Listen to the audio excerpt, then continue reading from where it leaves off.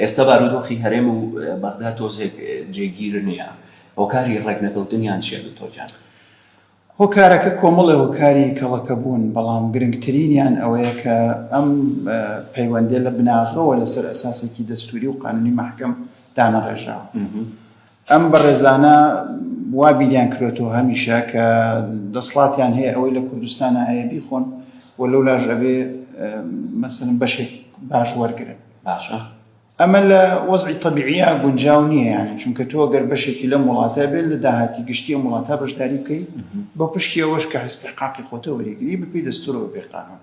بەڵام نە ئەوان دەستوریان جێبەجێ کردووە و فعلا بە نیازی پاکەوە لەگەڵ هەرێم هەڵسوکەوتیان کردووە زۆرجار، نە ئەمانیشەوە نە بەتەنگ دەستورەوە بوون و هیچ هەردووکیان دەستوریان شکاندووە، بە یاساش مامەڵەیان نەکردووە، قەزیەکانیشیان سپاردووە بە ڕێکەوتنی کورتخایەنی ساڵ وە ساڵ بە کۆنکرێتی شتەکانیان چارەسەر نەکردووە. هەردووکیشیان گرێویان کردو لەسەرەوەی کە داهاتی نەود ئەوەندە زۆرە، حکوومەتی عێراق بێباکە بێت لەو داهاتێکە لە هەرێم هەیە، زۆر بەلایە کێشە نییە وەر کاتێکی جوستی ئەی بڕێت.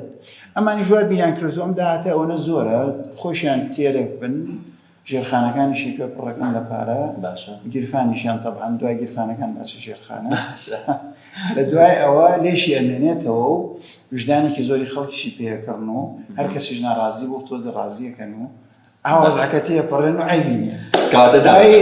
دوای کۆرۆنا هاتوو لە کۆرۆناوە کۆمەڵی عیب و عار دەرکەوە، کۆمەڵی خەڵک وەزعیان تێک چوو، یعنی دەرکەوتن کە ئەمە حکوومەتی بەغاش و حکوومەتی هەرێمیش وەکو من زۆر جار وتوومە دوو کۆمپانیای نەوت فرۆشن، وەختە نەوت پارە ناکە مفلیسن.